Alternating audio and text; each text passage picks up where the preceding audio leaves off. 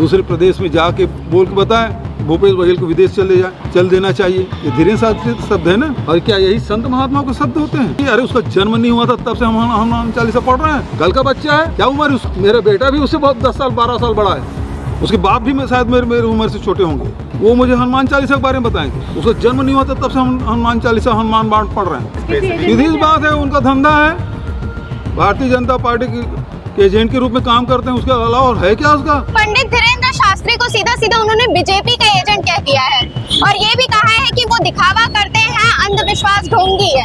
या जो भी व्यक्ति सनातन के विषय में बात करेगा, हिंदुत्व के विषय में बात करेगा, कांग्रेस की पार्टी उसे भारतीय जनता पार्टी का एजेंट कहेगी, ये तय है। से आप देखेंगे जब सनातन की बात आती है तो कांग्रेस के चाहे कोई भी नेता हो, राष्ट्रीय स्तर के नेता हो, वो कोई ना कोई ऐसी टिप्पणियां करते हैं अपनी राजनीति को चमकाने के लिए। और सभी सनातनियों का जो आस्था जो जुड़ी रहती है सनातन के प्रति, उनकी आस्था को ठेस पहुंचाने का काम करती है।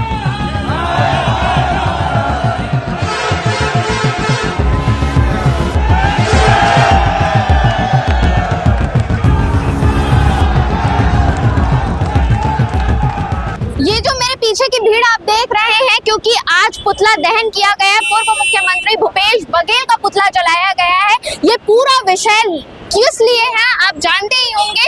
एक और जयंती स्टेडियम में पंडित धीरेन्द्र शास्त्री की कथा चल रही है और दूसरी ओर भूपेश बघेल उन पर टिप्पणी पे टिप्पणी कर रहे हैं। वो ये कह रहे हैं कि वो बीजेपी के एजेंट है।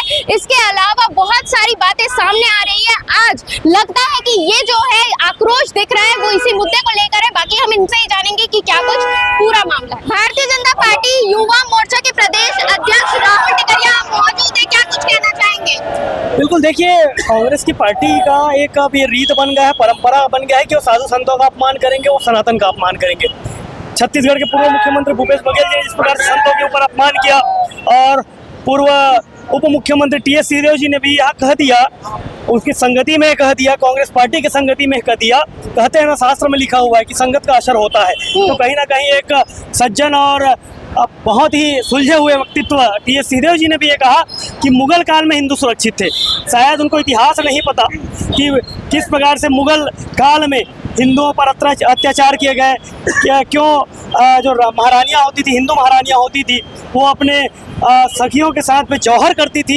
ये चीज़ें उनको पढ़ना चाहिए और ये उसके बाद अपने इस बयान को, इस आपत्तिजनक जो बयान है उसको वापस भी लेना चाहिए। मैं आपको बता दूं, कांग्रेस की संस्कृति, जब इंदिरा गांधी जी प्रधानमंत्री हुआ करती थी तो करपात्री जी महाराज गौ सेवकों के साथ संसद घेरने जा रहे थे तो निहत्थे करपात्री जी महाराज के ऊपर इंदिरा गांधी ने गोलियां चलवाई थी। राम जी के अस्तित्व पर इन्होंने प्रश्न चिन्ह खड़ा किया। अयोध्या में मंदिर 500 सालों तक नहीं बन पाया, तंबू में रहे राम जी। और जब श्री राम जी के कहीं ना कहीं आज भारतीय जनता पार्टी के नरेंद्र मोदी जी के नेतृत्व में वहाँ पर विशाल मंदिर बनता है, भव्य मंदिर बनता है जन्म स्थल पर। और मैं आपको बता दूं, राम सेतु पर भी इन्होंने प्रश्न चिन्ह खड़ा किया था। तो लगातार ये सनातन के ऊपर प्रश्न चिन्ह खड़ा करते हैं, साधु संतों का अपमान करते हैं। ये संस्कृति अब नहीं चलेगी। युवा मोर्चा आज पूरे प्रदेश भर में ये पुतला दहन का कार्यक्रम भूपेश बघेल जी और टी एस सिंहदेव जी का कर रही है।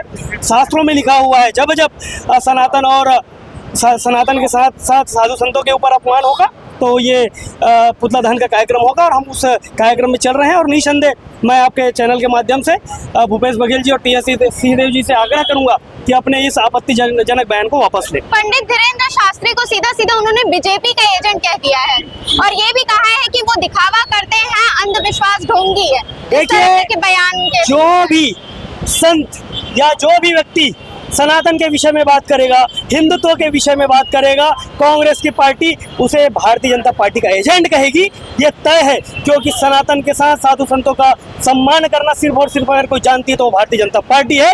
और अगर साधु संत भारतीय जनता पार्टी के का अगर एजेंट कह रहे हैं, मतलब उसका सीधा सीधा मतलब है उनको ये तकलीफ होती है कि कोई साधु संत सनातन के विषय में बात करता है, कोई साधु संत सनातन को जगाने का काम करता है। तो निसंदेह उनका बयान दुखद है और उनका बयान जो है आपत्तिजनक है। इसके अलावा जिला महामंत्री भी यहाँ पर मौजूद है, आप क्या कहना चाहेंगे इस पूरे विषय पर? निश्चित रूप से आप देखेंगे जब सनातन की बात आती है तो कांग्रेस के चाहे कोई भी नेता हो, राष्ट्रीय स्तर के नेता हो, वो कोई ना कोई ऐसी टिप्पणियां करते हैं अपनी राजनीति को चमकाने के लिए।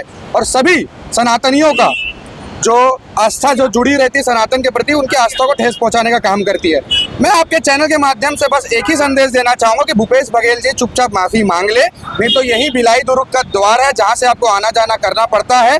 जैसे आप मुख्यमंत्री थे तो भारतीय जनता पार्टी जिला भिलाई युवा मोर्चा आपको काला झंडा दिखाती थी। आप जब जब जाएंगे तब तक युवा मोर्चा जिला भिलाई आपको काला झंडा दिखाएगा। जब तक आप माफी नहीं मांगते, सनातनियों का जो आज तक आपने ठेस पहुंचाई है, तो धीरेन्द्र शास्त्री जी से माफी मांगे, सनातनियों से माफी मांगे, नहीं तो युवा मोर्चा जिला भिलाई आपको निरंतर काला झंडा दिखाते रहेगा। आपको इस चीज का एहसास कराएगा कि कितनी बड़ी गलती आपने की है। स्वीटी कौशिक जी मौजूद है, वो क्या कहना चाहेंगे, इनसे जानते हैं।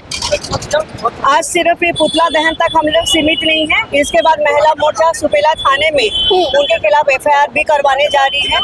यहाँ पे पहले वो कांग्रेस के और जो सरकार थी, कांग्रेस की सरकार थी, उसके मुखिया थे वो, और उस नाते इतने बड़े पद पे रहने के नाते भी माने रहे हैं वो, उसके बावजूद इस तरीके से जो अभद्र भाषाओं वो प्रयोग करते आए हैं, तो इसके लिए कड़ी भर्त्सना करती है महिला मोर्चा, और उसी को लेके आज अभी हम लोग थाने भी जा रहे हैं। इसके अलावा युवा पीढ़ी भी यहाँ पर मौजूद है, आप लोग भी यहाँ पर आए हुए हैं, क्या कुछ कहना चाहेंगे इस पूरे मुद्दे पर? बस ये बोलना चाह रहे हैं हम लोग कि हमारे जो बागेश्वर धाम जी आए हुए हैं ना, उनके वो जो मतलब हमारे धर्म पे जो चलते आ रही है अभी हिंदू धर्म पे, के खिलाफ अगर कोई भी आएगा तो हम आगे खड़े होंगे और उनके लिए लड़ेंगे हमेशा। भूपेश बघेल जी ने जो हमारे हिंदू और सनातन धर्म के बात जो बोली है वो बहुत ही खराब है। कहीं ना कहीं ऐसे लगता है कि वे सनातन विरोधी है, और भूपेश बघेल की बात नहीं, अगर हमारे हिंदू धर्म के खिलाफ अगर कोई भी नेता हो, चाहे कोई भी दल का नेता हो, अगर हिंदू धर्म के खिलाफ अगर वह बोलेगा तो उनका इसी प्रकार से हम विरोध प्रदर्शन करते रहेंगे। लेकिन मुझे यह समझ नहीं आता, जो आज हिंदू धर्म के खिलाफ जो बात करते वो बाकी धर्म के खिलाफ क्यों बात नहीं करते? वो क्यों बाकी धर्म के लोगों को अंधविश्वास नहीं बोलते? सिर्फ हमारे हिंदू धर्म को ही क्यों बोला जाता है? क्यों सिर्फ हिंदू धर्म के ऊपर ही राजनीति किया जाता है? चाहे कोई भी हो, चाहे वो विधायक हो, चाहे वो मुख्यमंत्री हो, एक उनको शर्म आना चाहिए कि वो विधानसभा के सदस्य हैं, उसके प्रकार भी इस प्रकार की वो बातें कर रहे हैं। वो जब क्यों नहीं बोले जब कवर्धा में जब हिंदू को मारा गया? वो जब क्यों नहीं बोले जब बिलनपुर में जब हिंदू को मारा गया? वो जब क्यों नहीं बोले जब एक सिख समाज के एक युवा को आईटीआई में मारा गया? तब भूपेश बघेल जी सामने क्यों नहीं आए?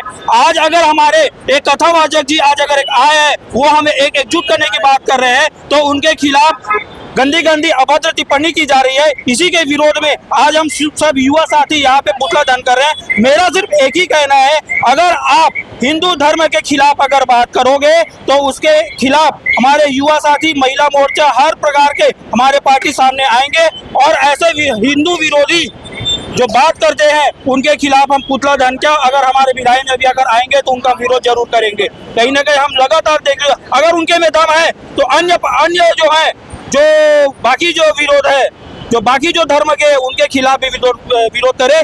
अगर उनका दूसरा दिन अगर पुतला दहन किया, उनके घर में जाके वहां पे विरोध किया जाएगा बाकी धर्म के द्वारा, लेकिन बाकी धर्म के बारे में वो नहीं बोलेंगे। मोमबत्ती वाले के खिलाफ नहीं बोलेंगे या चादर वाले के खिलाफ नहीं बोलेंगे, वे सिर्फ हिंदू के बात बोलेंगे। क्या बोल रहे धीरेन्द्र शास्त्री जी? टीका लगाने के लिए कोई गलत बात बोल रहे? नहीं बोल रहे। हमारे पंडित मिश्रा जी क्या बोल रहे? गंगा जल, एक लोटा जल की बात कर रहे हैं। अगर ये बोलना गलत है तो उनको तो मैं बोलता हूँ वो हिंदू नहीं है, वो दूसरे समुदाय के लोग हैं और दूसरे समुदाय की बात करते हैं। जय श्री राम। तो जैसा कि आपने सुना कि युवाओं में भारी आक्रोश है, इस बात को लेकर गुस्साए हुए हैं कि बाकी मुद्दों पर उनका बयान नहीं आता, लेकिन जब भी हिंदू संगठन की बात आती है तो उनका बयान आ जाता है सामने, और इनकी ये मांग है कि उन्हें माफी मांगनी होगी। अगर माफी नहीं मांगेंगे तो उन्हें काला झंडा दिखाया जाएगा। इस पर आपकी क्या राय, कमेंट करके जरूर बताइएगा। मैं आस्था तिवारी।